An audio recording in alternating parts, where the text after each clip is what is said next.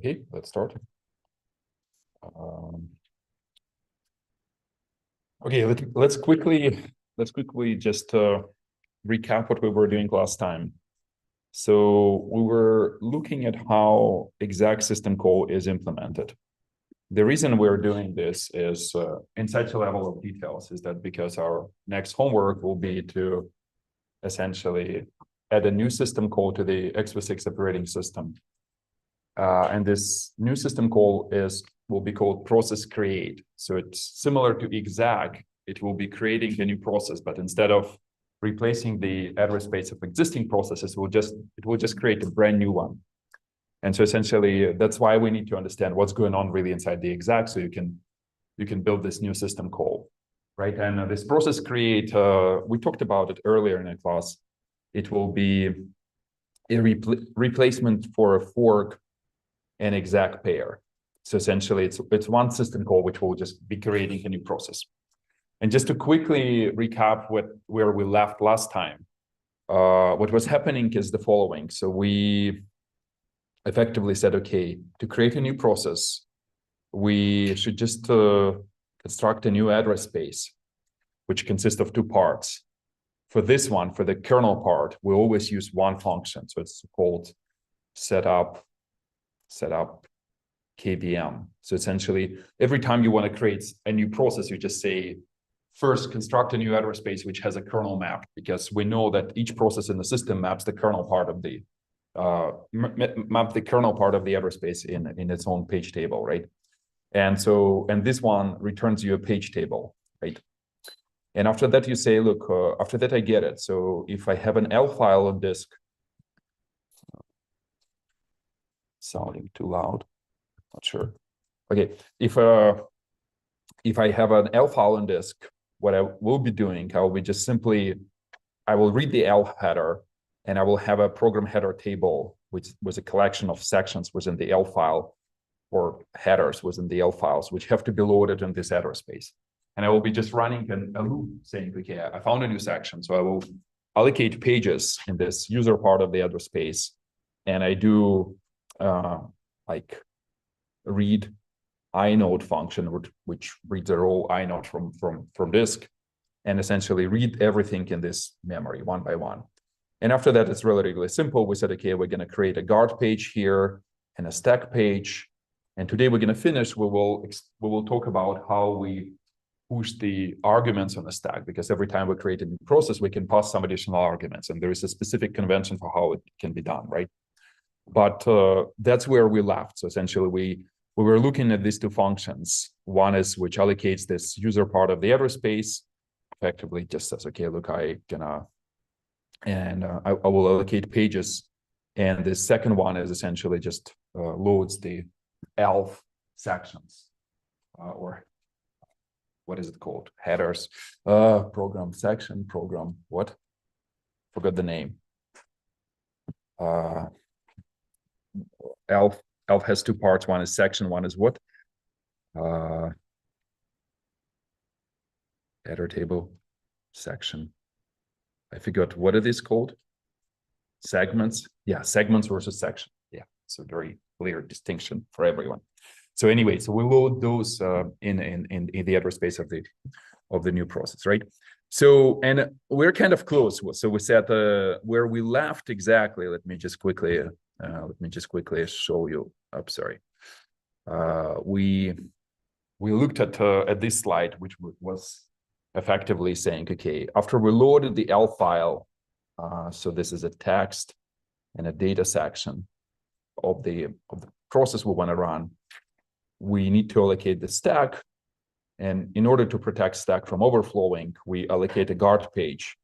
And there is a specific trick how we do that. Instead of like simply not allocating this page, we actually do allocate it, but we remove the user bit. So essentially, user accessible bit is set to 0, which means the kernel can only check for the size of the address space, and everything what user passes can actually cross anything in the guard page. The kernel will be happily copying data over here, but the user, the moment it tries to overflow into the guard section, that will create a page fault.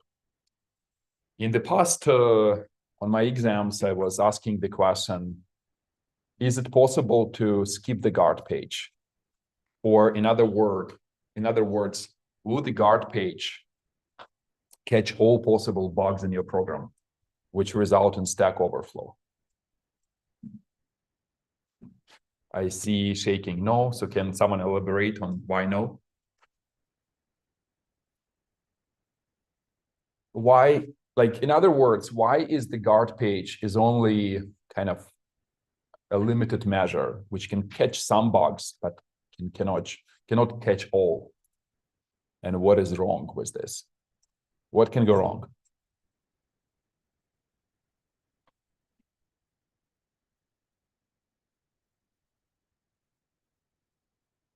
That's a useful question because it's not just in x86. In the Linux, there is also a guard page. In fact, like even safe languages like Rust, I think, rely on guard page, which makes them forget how Rust does it. But let's say forget about Rust for a second. What can go wrong in a program? Like, do you guys understand the question? Like, supposedly the guard page is designed to catch the bug where you allocating stuff on a stack, and at some point you simply you exhausted the memory of this page, which is 496 bytes, right? And you're trying to allocate some bytes which spill into the guard, and the moment you try to access those bytes, you will get a page fault, right? Because the user bit is not set. But what can go wrong? Well, a page fault, doesn't it basically tell the allocator to create more space for instance?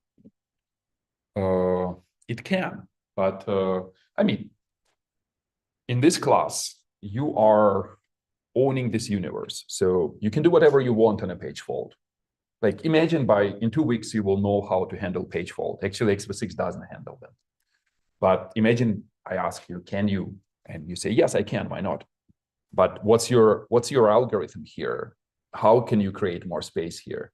Because the guard and the stack are right above the process section, process data section. So there is no space here. It's already taken. In a real Linux operating system, you can structure your world differently. You can say, look, my stack and my guard will be sitting here somewhere in the middle of this unallocated address space. And when you spill into the guard, well, then you say a page fault and you allocate more space, and maybe you move the guard page 1 page down, right? So your approach kind of works. But here, even if you decide to do this, wow, there's simply no space. Or how will we go about it? You cannot move this stack because the pointers will not point. If you have a pointer inside the stack which points somewhere else within the stack, this pointer becomes invalid if you move this page. If you move this data somewhere in another part of the address space, right? Because pointers become invalid, they still point here, right?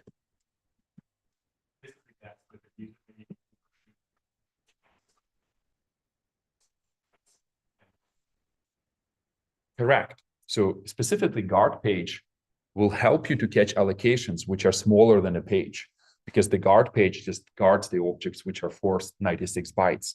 So if you suddenly have a program which says, okay, look, I call a function foobar, and this function foobar says char array of like 8,000 bytes. Cannot write C anymore. Array 8,000 bytes. Oh, well, that's happily that skips the guard page. So part of this data structure is in the guard page.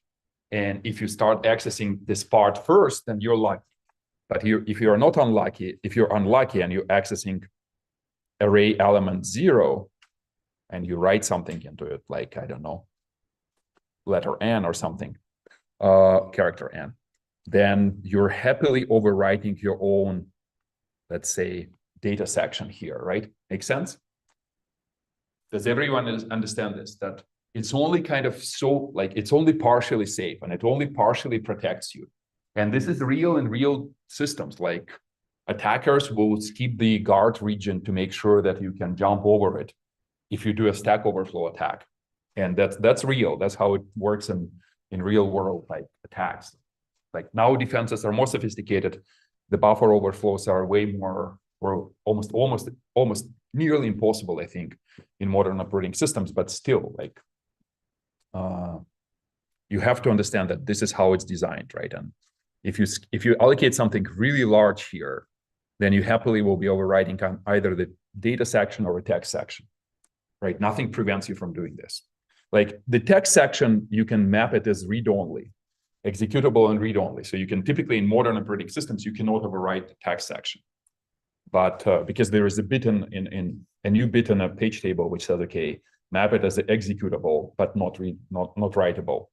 But the data section can be overwritten. So how for an attack, because it is so what attack? The attack is, we're not attacking the kernel here. We are attacking the process. So for example, imagine you have a web browser, you enter the password, and this password is somewhere within the address space of the web browser still, and you're trying to leak it somehow, or secret from a database, something like that. Like you, and it, like you have to be creative, but it's not that hard. Any other questions about it? The kernel is still not under attack. So typically a first step is to attack the application, then you attack the kernel. Any other questions? So we got the guard. We got the point that, and again, like if you have a more like advanced layout of this address space where you put the stack somewhere, you still might have a bug if you have a buffer overflow and you just skip the guard and writing somewhere else in the address space. Okay, cool. So we got this is the code which allowed us to like clear PTU bit on this, like on the page. Here we allocated 2 pages, specifically 2-page size. And this clear function just clears the bit, making sure that the guard is not accessible by the user. And this is where we stopped last time, just enough warm up. Our next step, because we remember that when we create a process, we actually can pass some arguments into this process, right? So we pass those arguments on the stack itself because it's kind of the same calling convention, right? Your main function will expect the same calling convention as any other function. The layout specifically looks like this. So if you have a main function, it has like the way the arguments are passed, and you can only pass string arguments. So you cannot pass like arbitrary types, right? So everything has to be converted to a string. So the first one, like there are 2, like argc is which encodes the number of arguments, and the array of pointers to string, argv array, right? So if I invoke program hello world, by convention, it creates 3 arguments, the program name itself, and then 2 strings, hello and world. And this is how when you type something in a shell, the shell will convert those strings from the command line and pass them into the exec system call, right? So that's how exec is structured as well. And in this example, the argc is equal to 3, and the 3 elements of the array are pointers to those 3 strings. And the question, again, where are those strings themselves? And by convention, again, they are on the stack as well. So they are not allocated in a data section because, well, it's external pieces, like the program will not have those strings in its data section, right? So the logical way to pass them is to put them on a stack as well. So more specifically, like arg, in this example, where as you say, myprog dog cat frog, you have argc is 4, 0 element encodes the name of a function of a program itself, myprog, and the 3 other pointers point to the strings dog, cat, frog. All of it is on the stack, right? Your stack layout will be something like arg c is here, arg v0, arg v1, and so on. And those will point to the stack as well. So 0 points to myprog, which is also on the stack, right? That makes sense? I will ask you a question. Does anyone know what is this weird convention of passing this name of the program as an argument of the program itself. Why would that be needed? There is a practical reason for that, kind of cute one. Anyone knows this?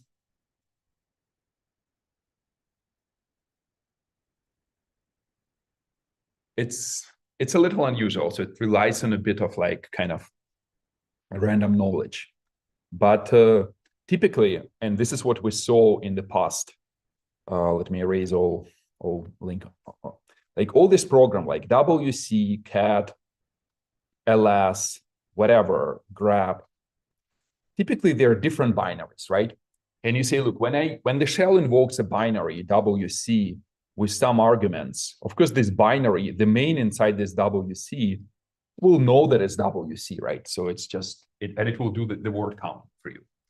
However, there is this weird trick. You can say, look, by the way, in Linux or in Unix in general, all these file names can alias to a single BusyBox or some other. BusyBox is a real world example. It's just one program which implements functionality of all of these applications. Why is it done? Well, to save space, roughly speaking. So BusyBox was an infrastructure, like a piece of whatever, the shell environment, which was used in embedded systems. Like if you SSH into your wireless modem or maybe Samsung or whatever the company TV is, there is a good chance that it will run Linux. And there is a good chance that instead of like implementing this cat, WC, ls, grep as individual programs, it will run one program, BusyBox. Now the question is, when you get to the main of BusyBox, how do you know? Are you supposed to like implement functionality of WC or cat or ls? Like you don't know how you were invoked, right? And that's why this first argument, the 0 argument, tells BusyBox that right now you're invoked as WC, right? And so it will just like, it will say, okay, I got it. I am supposed to parse the arguments of WC, count the lines and output the whatever, do the logic of WC.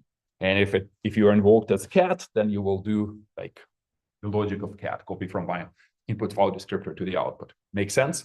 So it's kind of cute. So it's kind of allows you to implement this polymorphism, if you like, at the level of programs. Make sense? Someone might ask you, but later in life, but it probably is less and less important in this world. Okay, got it. So we have these arguments. So what x86 will do, it will really create this layout, and it will use this helping data structure, user stack, ustack, to essentially like keep track of what goes where. But more specifically, what it will do, it will say, look, I will, like the way we got the exec itself has these arguments in argv, right? And what they're doing here is they are saying, okay, we will copy out, we will copy the arguments which are passed to us inside argv on the user stack, meaning that we have a stack of the user program, which grows down, obviously. It's tracked by this sp variable. And so that's why we're using it here as an argument. And every time we advance the pointer, we will like before copying, we will advance the pointer by the length of the string which we're copying, right, logically. And we remember the location of the string. So if you copy kind of hello here, you remember this current value of the SP into the ustack data structure. And that's essentially like, that will become users argv. At the very end, this ustack will be copied here on the stack. After all the strings are copied, hello, world, then you will have this ustack copied here, and then you will have arg c, the counter, copied here, right? Make sense? So you already have the strings because you have exact system call, someone passed you those strings.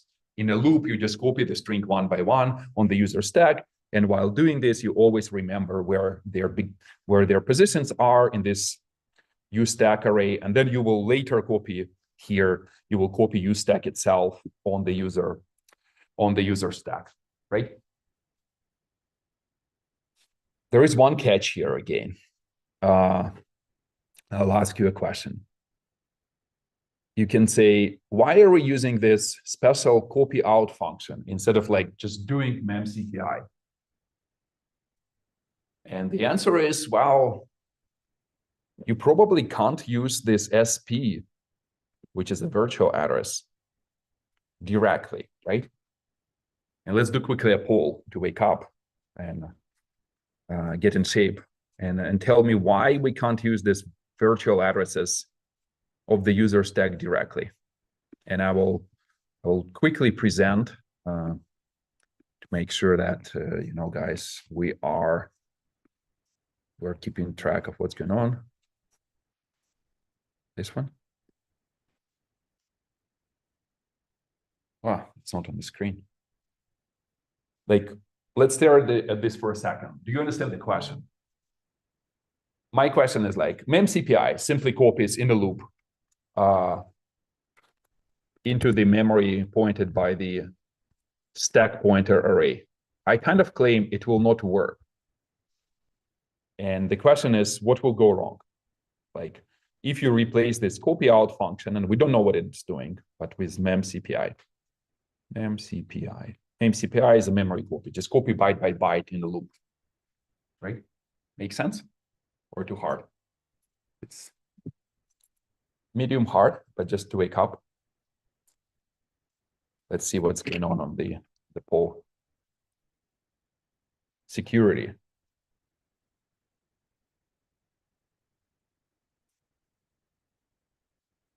Okay, let's wait for a second.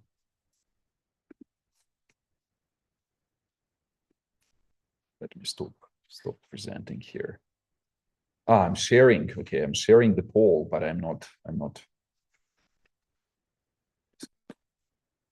sharing the poll, but not putting on the screen. So now we can access the user stack directly using.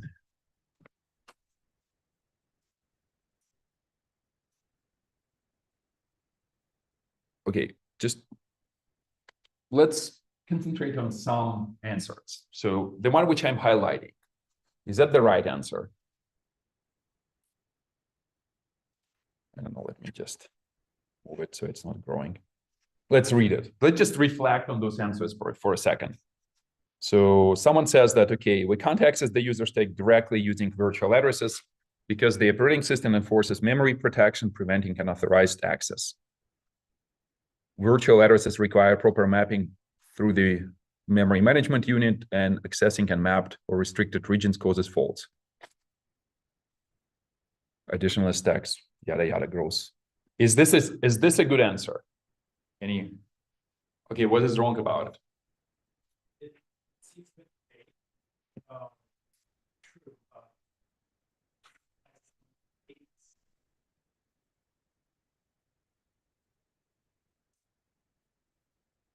Partially, and it's kind of similar to this one, which says we are in the kernel address space, but we need to access the user's address space. We are in the address space, and the kernel can access the entire address space, right? So that's not a very good answer. Because we're still in the kernel's virtual address space and not in the user's. But as I'm saying, the kernel uses the address space of the user. So what's the right answer here?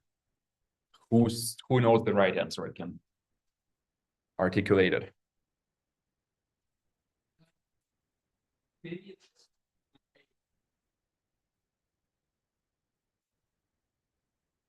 it's like we can't access all the memory, but we haven't necessarily set up the page table to automatically do that. Like what? Like we haven't mapped that directly. I'm not 100% sure. Well, okay, let me ask a more specific question. Where's this SP value pointing at? User stack. It points to the region of the user stack. So what will happen if we write into that region?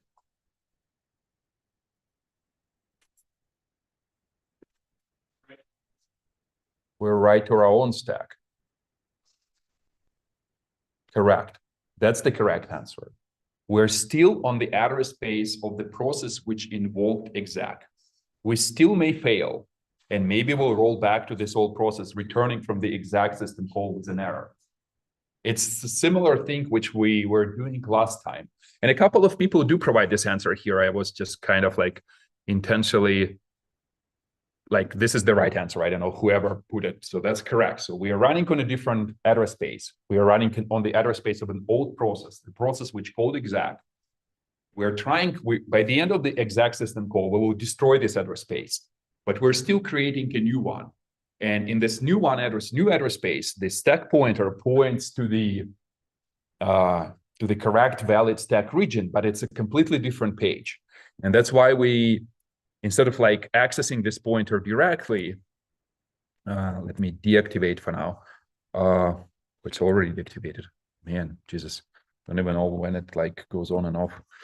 Instead of like just using this pointer directly, we are essentially use a specific function, copy out. And this copy out function, if you very carefully look at the signature, it takes a page table.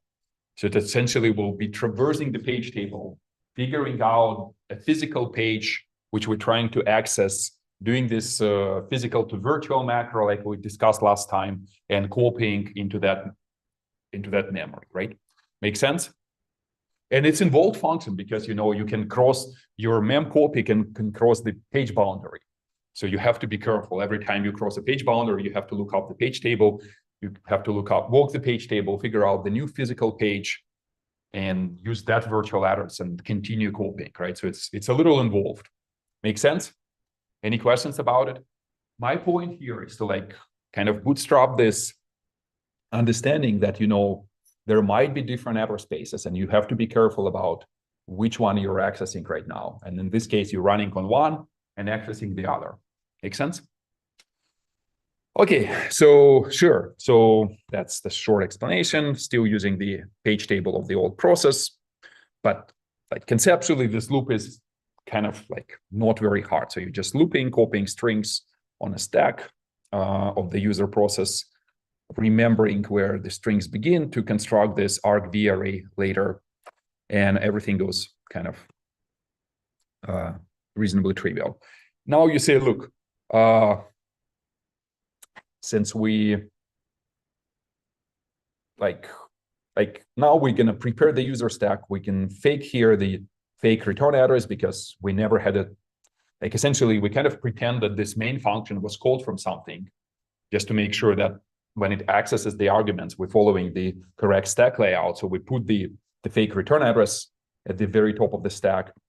And then we put the argc. So we were keeping track of how many arguments we copied. We put on a stack. So we put the argc right about the address. So if we invert this diagram, the stock goes this way. So you will have argc here. You will have actually like this. You will have this fake return address on the very stack, then the first argument argc, then argv array, this will be argv, and it contains like multiple elements, right? But essentially at this point we're ready, so we said, okay, we kind of have the pointers like this to the stack itself, and hello is here, world is here, stuff like that. And this user stack is ready to go essentially. So, and it of course it grows towards the guard page. Like a little bit of mechanics. So we just like do whatever we just discussed, and the user stack is ready. At this point, we say, okay, we're not gonna fail. At this point, we know for sure that exec will finish, and we're ready to switch the page table. Essentially, we say, look, for a while we were speculating we will finish exec and successfully, and we will destroy the old process, but we never touch the old process. But at this point, we say, look, at this point, we're kind of sure that we're gonna be successful because nothing can fail at this point. And what it does at the end of the exec function, so we were discussing this part up until now. Now we reach this function, switch user virtual memory. So at this point, we say, look, we're gonna just go forward and switch. We had two address spaces, old process, and we created a new one. In the kernel, we still have one proc data structure. So this address space, each of them is a page table, right? Which describes the address space. That's right now the proc points to this page table, And we have another one, we constructed it as this PageDir, which we kept around. This describes this new address space, and we essentially like switch from one to another and free the old one, right? So switching is not hard. So you just essentially, I mean, actually, switch is a little involved. So it essentially touches the hardware register CR3, which will be pointing now to this page table. And that's fine. The question is like, we'll discuss it when we're going to go into like a context switch lecture. So essentially the lecture which switches from one process to another. But now what we're doing next, we're deleting the old page table, essentially the old address space. If I ask you a question, so how will you delete the old address space?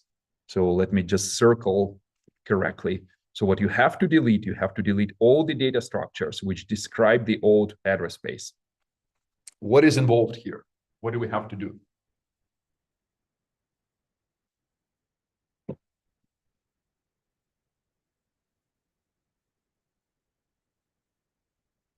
Just the physical pages, those are mapped in, so just adding those to the kernel tree list of physical pages. Correct. And we have some physical pages which map user part of the address space, and some physical pages which map like the kernel part of the address space, right? How do we locate those pages? Like, what do we have to free?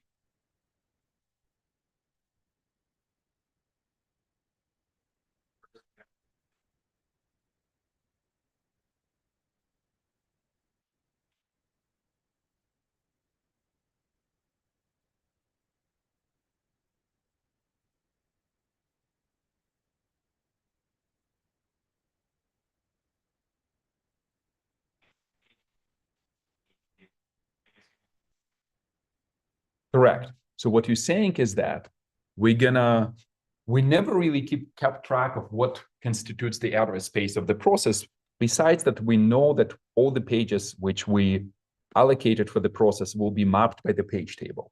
So for example, if we know that there is an address space here, and some pages are mapped, like this is the text section, data section, guard, stack, and some kernel is mapped here. The question is, like, what are those pages? And the way you describe it is you say, look, we will start from the page table and we'll start walking each entry recursively. So you start at this entry, then you go to this entry, and this entry will point to one of those pages. Like in this specific example, if it's address 0, if I'm more specific, it will literally point to the page, which like it's a physical page. It will point to a physical page which maps this virtual page, right? And so you recursively walk the tree, you recursively walk the page table, and you first saying, okay, I figured out, sorry, and there is no Control Z. You first figure out which physical pages, like, and they are randomly located in memory, like map all of these virtual pages mapped by the user. You deallocate those, then you say, hold on, I got it. I will deallocate the pages of the page table itself. And then finally, I will deallocate the root page, right? And at this point, your address space is destroyed. Everything is cleanly deallocated. Does it make sense? That's good. That's good we understand it. It's also, I keep asking this question on the exam. Every time you create a process, how much memory is actually used? Or in other words, maybe I ask something like, in X with6, how many processes, imagine you have the smallest possible process, which fits in one page. Like you're super duper like clever person, you said, I will put everything, the data, the text, and the stack in one page because it's really, really tiny. Maybe it just increments the number, it doesn't do anything. But if I create a process, how many pages are allocated? And the way to count is to essentially say, look, we got it. So the process will have a page table. The page table will have a leaf. This leaf will have at least one page, point to one page, which maps this one virtual page, right? Which is used by the process, right? So it's already like, it's 1 for the root, 2 for this leaf, 3 page for this one, right? But what else? But in X with 6, and X with 6 is very kind of like, not very well optimized. They say, look, and then since each process, in order to invoke a syscall, will map the entire kernel, so you have to carefully. Those pages obviously are allocated once, so those are physical pages. They are like, you don't have to count them, but you have to count the leaves of the page table, which are required to map those pages, right? So that's how you count. So just make sure that you have this logic in your brain. So every time you deallocate the pages, fine. Every time you allocate pages, you have to know how to count, right? Any questions? I'm not going to ask it, but still, like maybe someone else will ask. Yeah, go ahead.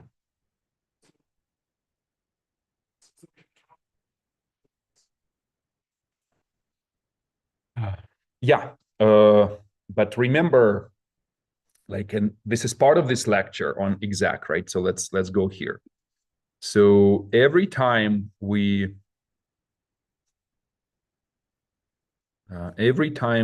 create a process inside the exec, where is it? Here. So for example, we are currently inside the exec system call, right? So this is how it started last on Tuesday, right? The very first thing we do this setup KVM.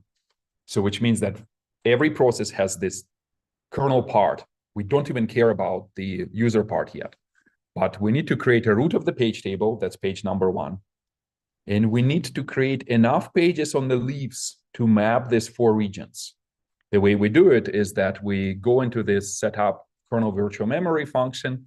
Setup kernel virtual memory function allocates the root of the page table, and then it uses this map pages function to essentially loop through the regions of the memory and map them all, right?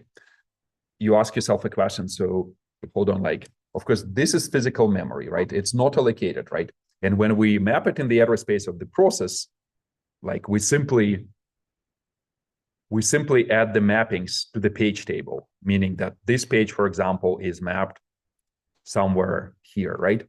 So you're not wasting a new page. However, you waste a new page for the leaves of the page table, right? For the root of the page table and the leaves of the page table, right?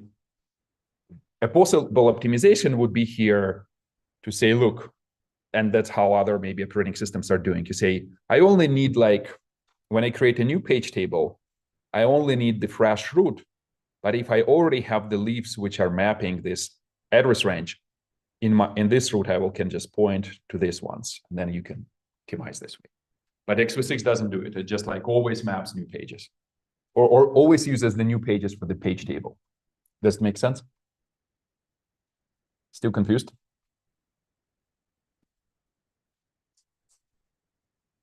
You do what? Yeah, no, and like if I refer back to your homework, if remember I asked to map 8 megabytes 1-to-1. So if we have 8 megabytes 1-to-1 mapping, which you just like, of course, how many pages did you use for this mapping? I will ask you a question this way. It's similar to what x86 does. So how many pages were used? How many? 2? Fail. 3. Yeah, 3. Come on. 1 was for the root, and you had 2 leaves, right? So these 2 entries in the root pointed to 2 different leaves, and this 3 was enough to map 8 megabytes 1-to-1, right? x86 does the same. It's just the mapping is different, and it's like says, okay, and instead of 2, the question is like, how many do we need? How many leaves do we need? Okay, can we solve this riddle? So how many leaves do we need? The answer is on this screen.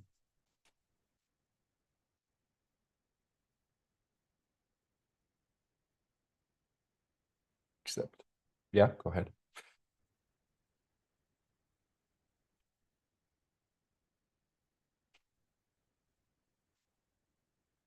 Okay, hold on. If you have 8, you need 2, right? Because each one maps 4 megabyte. What is that in case of x86? How many leaves do you need? How to count?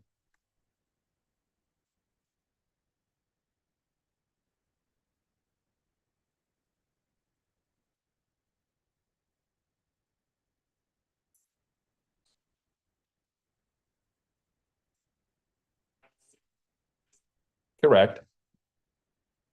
Right. So you say, look, I'm mapping 234 megabytes. You divide this by 4 megabytes and you get the number of leaves. If you're super careful, although we are not like as careful of graders, you also add this region, I don't know, like figure out the size, divide by 4 megabyte. That will give you like these two numbers, A and B, will give you the numbers of leaves plus 1 root for the page table itself. That's every time you start a new process in x86, you immediately waste that much time. Plus, if you even want to be even more careful, you say x86 processes are reasonably tiny, text sections are small, plus the stack, plus the guard. So they definitely fit in 4 megabytes. So plus 1 other leaf to map this user region. That's the answer for how many pages are wasted immediately when you create a new process, empty process, right? Make sense? And it's again, like you would say, is that a useful knowledge? To a degree. Imagine you're working for a big company, like whatever, and they say, look, can you optimize our servers? We're running thousands of servers, like data centers of like 50,000 servers each, but still each of those servers run one login page or something of a Facebook. And they ask you, okay, can you make it as efficient as possible? And then you start counting. Question? Can different processes share these like Right, so that's what I was saying. So x86 doesn't do it, but an obvious optimization, and I'm glad that you're thinking about it, and I mentioned it in a second. You say, look, if I already created one, let's say, magical process, and this page table will never go away, you say magic or golden. You say, when I create a new one, since those leaves, they always map the same stuff, you can say, look, instead of like this entry 512, which maps the region which starts at the 2nd gigabyte, instead of like pointing to its new leaf page, you can just point to the old leaf and say, look, we can reuse them because those are the same, right? And in practice, people do that. In practice, yeah, it's quite it's really used in the like when you run a tons of virtual machines and you create those honeypots which are designed to like catch potential attacks. That's one mechanism to share, essentially to conserve resources as much as possible. And if someone will ask you, okay, in x86, how can you minimize the amount of memory wasted for a process? That's the trick number 1. So essentially, like to do this, right? Make sense? Just again, the discussion here is to make sure that we understand what happened and what's inside and how we count everything and stuff like that. Okay, any other questions about this? I mean, it's also like the homework, just kind of a simpler version of x86. So just make sure that if you ever want to think about something, refer back to the homework as well. Okay, so let's go back to the exec. So we switch the page tables. We discuss how we deallocate the page table. And that's what the x86 is doing. It says we're going to walk the page table, figure out what the leaves are pointing to, and so on. So what it does here, this function free virtual memory, sorry, wanted to change the color. Free virtual memory goes into this dealloc UVM. It says, okay, first of all, let's essentially just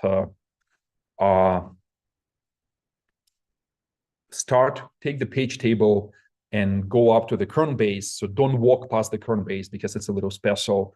Here we walk the page table. We start from address 0, walk the page table, figure out the PTE. This PTE contains a physical address of a page. If it's 0, and then we panic, or if we suddenly have a page which is present but 0, we panic. But otherwise, we say, look, we converted physical to virtual and return this virtual address to the kernel virtual allocator, because the kernel virtual allocator keeps track in terms of virtual pages. And you loop around until that's for the user pages, because here you say, look, if you find something in a page table, you actually have to free the page behind it, right? Because you don't only have to free the leaf, you also have to free the page. But when you essentially reach the kernel base, here we say, well, now we have to only deallocate the leaves of the page table. And what we're doing here, we're walking from 0 to NP entries, like the entire page table directory, figuring out the physical address of those, again, doing the P2V, and leaving those, like releasing those virtual addresses to the allocator. And after that, you're done. You're saying, okay, I deallocated all the page table. You deallocate the page table root, right? Makes sense? So that's exactly the algorithm which you suggested, just like written in C. And the reason I am explaining it, my goal is to kind of, and in my quiz this week, I will ask questions about the source code. So like, get ready to read the source code. And I'm just helping you to understand what's going on, right? And at this point, we're kind of done. So we say, look, we reached the end of the exec. We created a new process, meaning we created a new address space. The process is the same. By the way, we didn't change the file descriptors at all, right? Remember, exec doesn't change the file descriptor. So if we forked, set up some file descriptors, and then exec, the file descriptor table is the same, right? Nothing has changed, right? Okay, that's cool. But we deallocated the older other space, and we're running, we have a new process, right? And sure, the question is, we got the exec. That's a syscall, which is already invoked from some existing process. Now, the logical question, we're like running in the main function of the kernel. How will we create the very first process in the system? What would be your guess? Again, remember, I mean, I keep showing, we're booting in x86, we're booting into shell. In the end, we're running shell, we're typing commands. I don't know if any people, like I can show you like real quick here. Can I? Probably I can.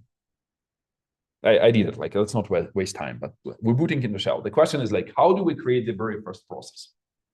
How can we do this? What would be your logic?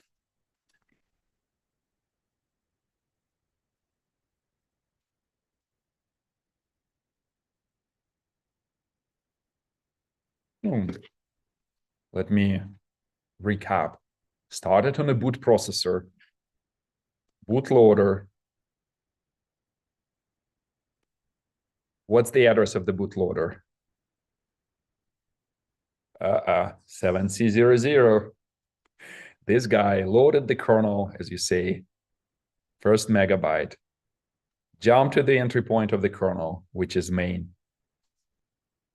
We did a bunch of initialization running in main, but it's still like instruction pointer was simply incrementing all the time. At some point, we say, we want to create a new address space for this process number 0, let's say. And maybe it's shell, maybe it's something else. Maybe it's in x86, it's called actually init. And init will create a shell. So how can we create this new process? The very first process.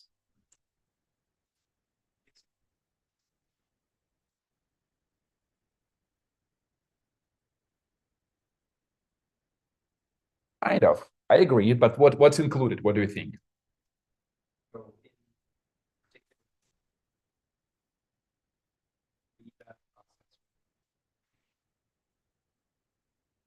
Data, text sections, then you create the process data structure that you create the page table as well. And the data structure tracks the page table and with various sections. And then you would need to track the process data structure from the OS. Yeah. More or less, I agree with you. And it kind of overlaps with the homework which I'm gonna assign, because I will ask you to create a syscall, which is called create process. Out of thin air, instead of like reloading the space of the existing process, it will create a new one. So if we would have this create process system call in x86, we could have reused it. But x86 said, okay, no, we're not gonna do it. And although your logic is completely correct, and I would probably do it this way as well, what they do instead is they say, well, instead of like reading an L file from disk, we just have a tiny magical assembly sequence which we will embed in the kernel binary itself. It's like, let's abuse everything as much as we can. Let me show you this assembly sequence. Where is it? Up, up, up. In the assembly sequence itself will be very, very short. What this assembly sequence will do, it will push some arguments on the stack and will invoke through an interrupt an exec system call. So reloading the address space of this process with a process which is called init. And this assembly sequence itself, they say, instead of like keeping it on disk and like be a normal person who would read an L from disk, load it into the like faithfully in the address space, how we did it for the exec system call, it will be embedded in the kernel. So it's like, it's compiled as binary and this just binary copied into the kernel binary, and it will sit inside the kernel binary at some address, right? And that's what they are doing. Okay, sure. Let's take a look at how they do that. And again, like I'm not a big fan of how it's done. I'm just explaining that it's possible, and I'm also trying to explain the source code of x86. And if you feel like you can go to Franz Kashuk, MIT, and argue that it should be done differently, he will probably reject your pull request. But just to make sure that we understand how it works, we're still in this main function. We kind of like, I explained the exact, but it was a detour. We're back to main. In this back to main, there is this user init function, which is next to the last one. And it creates the very first user process. As you were saying, what you're doing here, it creates a process data structure from a list of processes which x86 maintains. The way it's done is that it says, okay, hold on. There's a function, alloc_proc. It returns P. P is a struct process. We talked about it many times. I promise that if you remember this data structure, you will be golden in all job interviews, and by now you understand almost all the fields, like process size. Well, we know what it is. It tracks the user part of the process memory, right? And because we use it to check against the system call arguments, we know that they have to be within the process part. We know the pointer to the page table directory, right? That's the pointer to the root of the page table. We understand the kernel stack. Okay, hold on, like that's big, right? Like who, before joining this class, who would know that process has multiple stacks? But we know that that's the stack which the process uses in the kernel when it drops in the kernel with an interrupt, or it's forced with an interrupt, like a timer. There is still some weird fields like process ID, state, but we can quickly guess what these are. Pointer to the parent process. That's important one. Trap frame. Trap frame is the one which, remember, when we enter with an interrupt, we save everything on the kernel stack, state of user registers, like segments, everything, right? And then we remember this where we saved it, and this is remembered in this trap frame pointer. We still don't know this one, context. It's coming when we're gonna do the context switch. We don't know this sleeping on a channel. We'll come back to it. We don't know how the killed flag is used. This one we're guessing, but we don't yet know. That's a file descriptor table. These two are self-explanatory, the name of the process and the pointer to the inode, which represents the current directory in which the process is running. Again, when we reach the file systems, we will explain those. But that's the process data structure. The beauty of x86, it fits on one screen, right? So not that many fields. In Linux, it will be longer, but semantically similar. And essentially, this alloc_proc allocates this P, right? One interesting trick, x86 doesn't really use a memory allocator. So this alloc_proc function, it's a little ugly.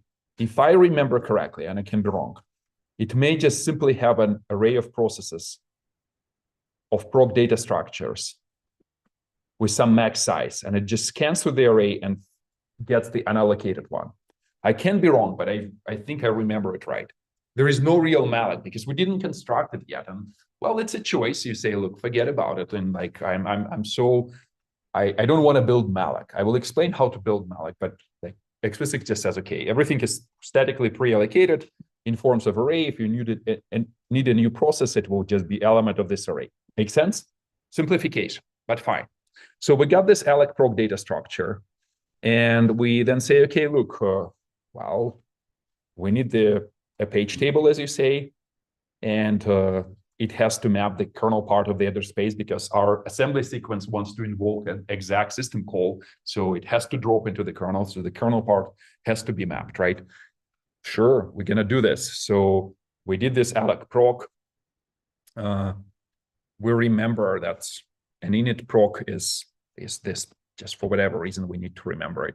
But here we allocate setup KU, setup kernel virtual memory. Remember, we just talked about it. It allocates a new page table, which maps this kernel part of the address space, right? And the user part is empty. And just a reminder that each process has a kernel part mapped. What we do next is that say, okay, sure. Now we want this assembly sequence to be mapped to the user part of the address space. We use a little bit of a linker magic. So we say, look, this binary init code start and binary init code size are the two symbols which we will be, like, we did some linking magic, and similar to how we did, like, remember, we have one of those symbols, and it's kind of similar trick here. But essentially, we know where this binary section, which contains this assembly sequence, is located in our binary. So we pass it inside this init user part of the virtual memory. So what it does here is that it says, okay, sure, hold on, we got it. So we allocate a new page. We first set it to zeros. That's probably not necessary, but we're careful. And then we say, look, map this page, this simple one page. We do the virtual to physical. So we pass a physical address here as user writable and user accessible, right? And again, it's map pages function. We've seen it multiple times. Typically, we map tons of things, right? But we, at this specific case, we map just a single one page, right? It's the size of this region is one page, and we're mapping it at a physical address 0, right? Because we want the address space of this init process looks like we have a kernel part here, and there's just one page here which implements this assembly sequence of invoking exec, right? That's the whole init, the whole first process. Make sense?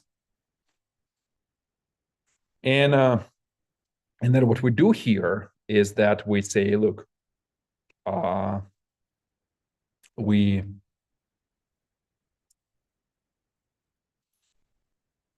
copy this init code. What is this init, if I ask you? Do you remember?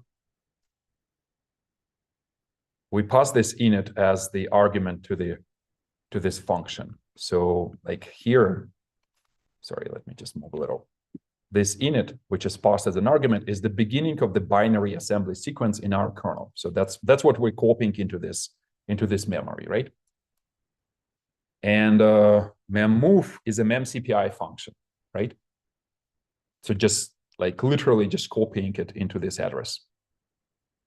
And okay, here is my annoying question again. We're using a virtual address here, right? We're not using copy out. So why does it work? Let's quickly do a poll before everyone like falls asleep and leaves. Let me try to switch here to this one. Send. Do you understand the question? Like, we started this class, we were copying something on the user stack, which was pointed by the stack pointer. And I was advocating that we really need to use this copy out function, which walks the page table and copies something on a stack. And like, because it's a different address space, but here it feels that we're also running on a different address space, right? Because we're still on this, it's not the entry page table, but it's the first page table, which we constructed right after entering the main function. It doesn't have user part, obviously. And we're constructing a new address space. We constructed it just a second ago. Let me just quickly switch here to highlight. We constructed this new page table. This is the page table of a new process, of this new process we're creating. So why is it okay to use memmove versus like copy out?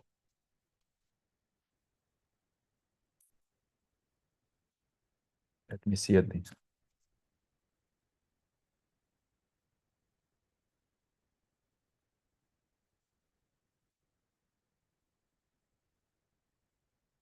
So does anyone know the answer? Someone provided a correct answer on the poll.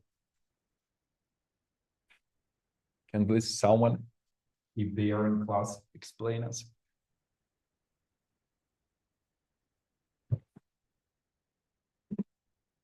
So why this mem move works?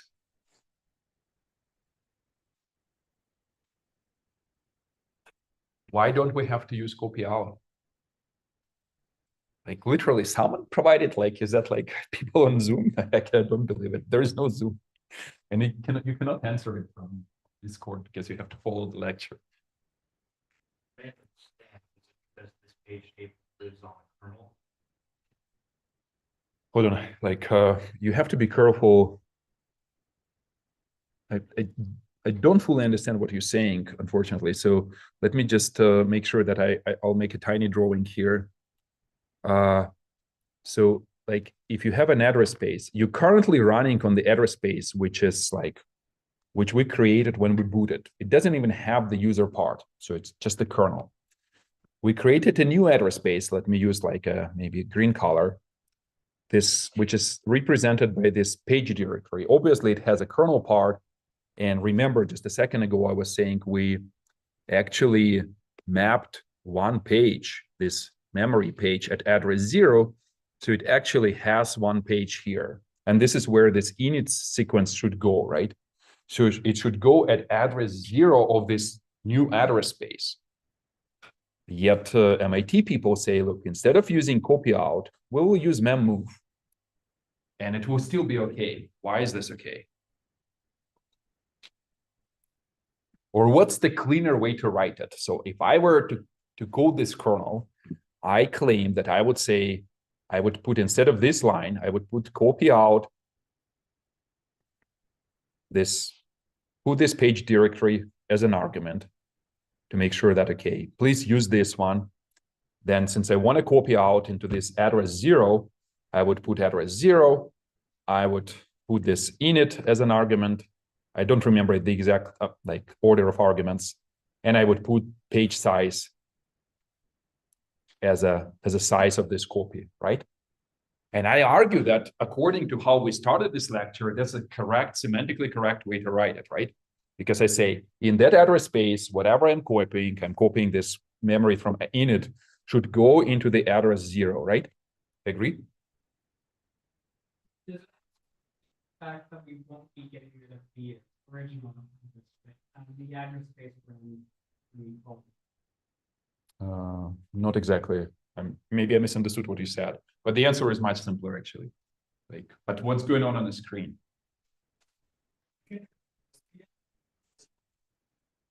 Virtual.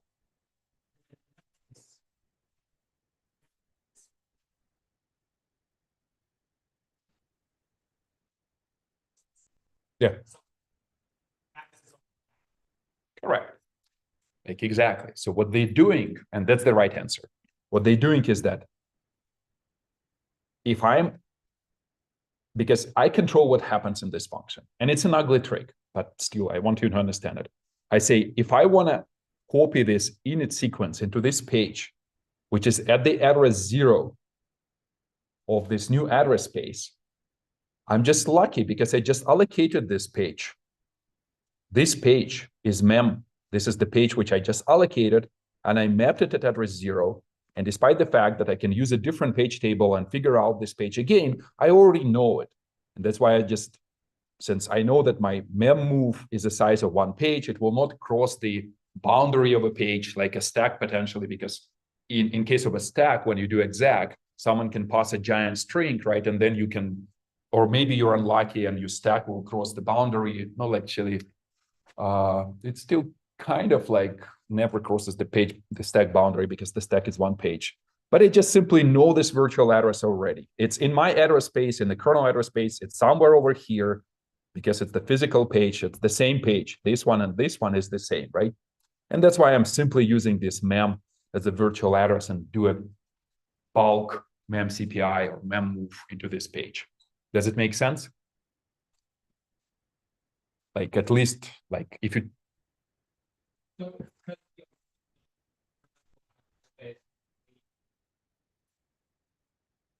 kind of. So if you feel like you need more, like imagine this is physical memory.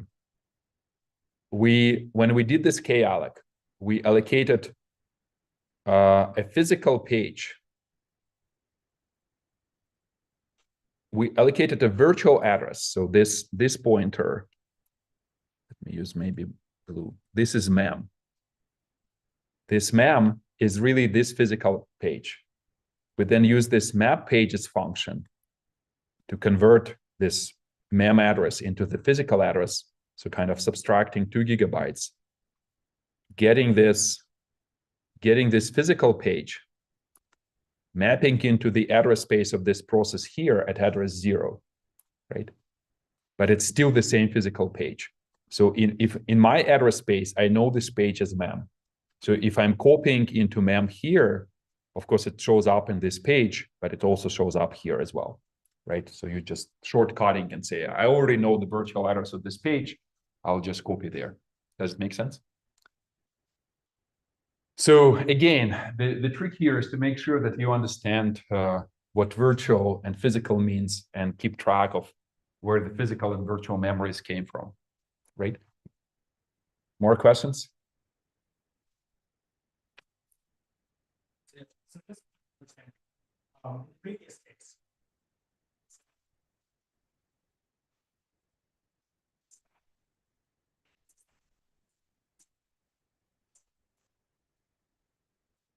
Yeah. And like let me go back here. Like technically speaking, we could have done the same trick here because we say, look, the problem here is that we allocated 2 pages at once, and we didn't remember which one is which. If I were to split this invocation into 2 different invocations, and it doesn't return, it even doesn't return the virtual address of a page which was allocated. But if somehow magically this was returning a tuple, kind of a size of a page address, and I said, okay, look, I allocated 1 page for the stack, I could have used this address to copy into the stack. But here the API is slightly different. It doesn't return the page address. You don't know it. And that's why you use this copy out function, which internally, this copy out function internally, it will, if I was to draw a figure, so if this is the physical memory, and you have 2 virtual memories, so you have an old process, you have a new process. You allocated these 2 pages in a new process for the guard and the stack, and they are physically, can be anywhere in this physical memory. One is here, for example, right? You say, look, I want to access this page. That's my new address space, but that's my old address space. How do I get the address of this page? I know its physical address by walking the page table of this new address space. So I walk the page table, figure out the physical address. And after that, I add 2 gigabytes because I know that I map all physical memory with a 2 gigabyte shift. And this is your page. And you use this address to access it, right? And that's fine, right? So, but this page is obviously available in this address space as well at exactly the same address, right? So if you have the virtual address of this physical page, which is mapped elsewhere, you can access this directly. Make sense? A little confusing, but I'm pretty sure that you will be able to come back and figure it out. If anything, come talk to me office hours or today after the lecture, or if it's completely inconvenient, we can set something up. Okay, cool. So we did this. Let me close the poll real quick. Where is it? This poll is gone somewhere. Where's the poll? Here. Stop presenting.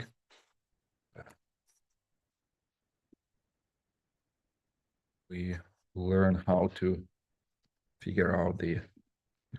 And now, okay, so that's, I'm showing you this assembly sequence. We looked at it before, said, okay, the moment we start running, instruction pointer will start from here. We will execute just a handful of instructions. A good exam question is how many, what is the first user level instruction executed in x86? What's the answer?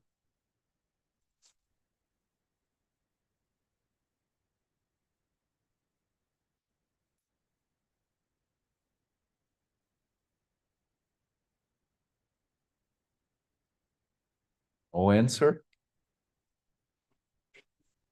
Yeah. No, where is pushbp? It's not on the screen even. Those guys said, okay, we're not going to maintain the stack frame. The very first user level instruction. Do you see pushbp? Like I claim that this is the very first user process. Where is pushbp? You guys, like this is the first instruction. It's a start. This will be the entry point of the first user process, right? And the push argv instruction is the very first instruction which will be executed at privilege level 3 user level, right?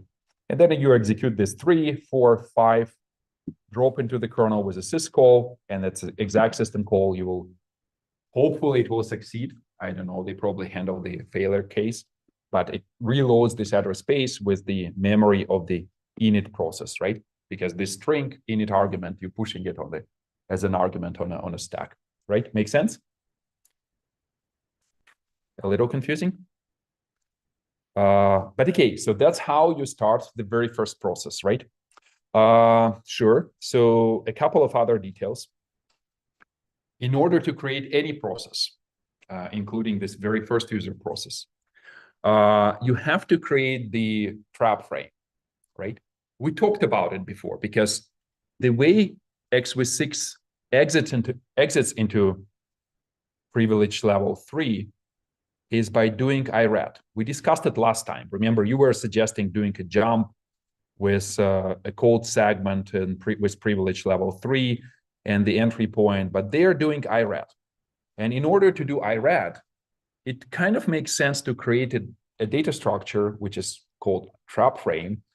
And we know what it is. Like when you, every time you kind of like enter the kernel with a syscall, you create this data structure. And then every time you exit, obviously you use this data structure to restore the values of user registers. But if the process never ran before, it kind of makes sense to say, look, we will just fake this data structure. It was never running, but if this instruction pointer points to the entry of the L file, then the first time we'll start running, if we do the IRAT, this will get loaded in the hardware CPU register instruction pointer.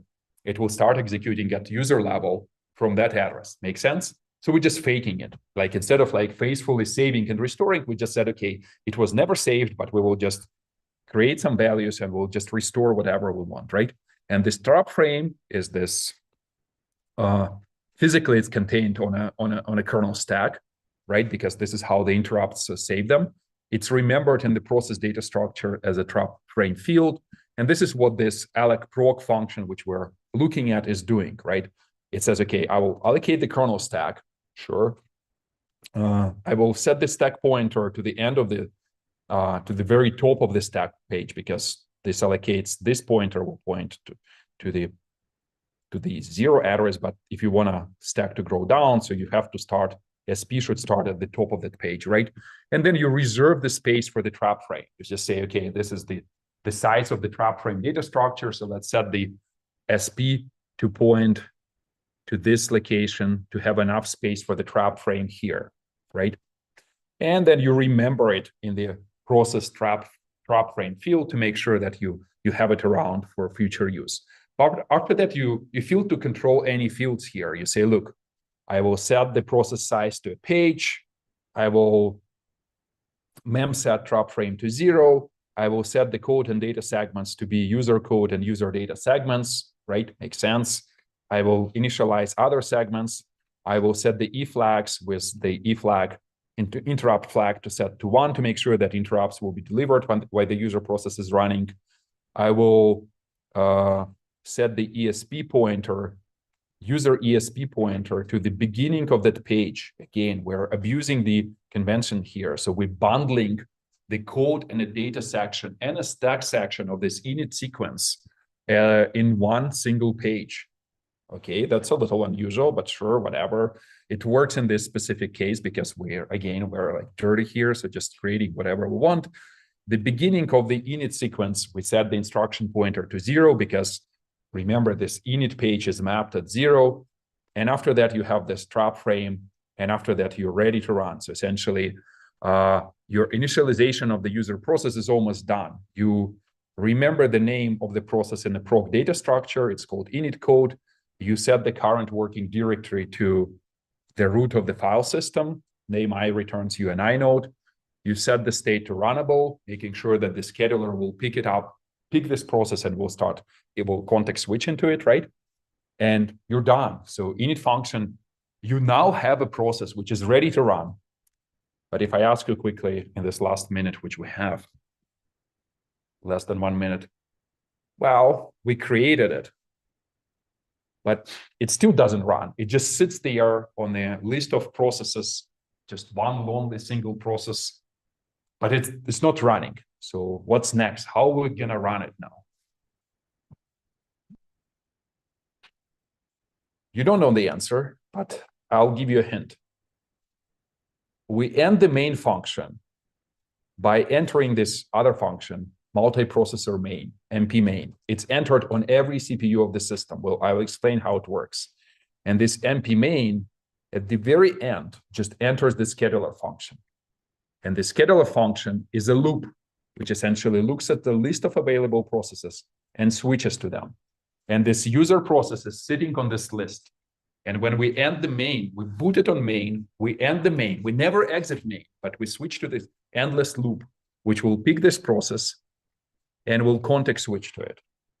And our next topic is the context switch itself. So essentially, next week, and actually, by the way, next week is remote because I'm traveling the whole week. So Tuesday and Thursday, I will be on Zoom. But we will talk about context switch. And context switch is arguably one of the most exciting lectures because you have to understand how to switch between things.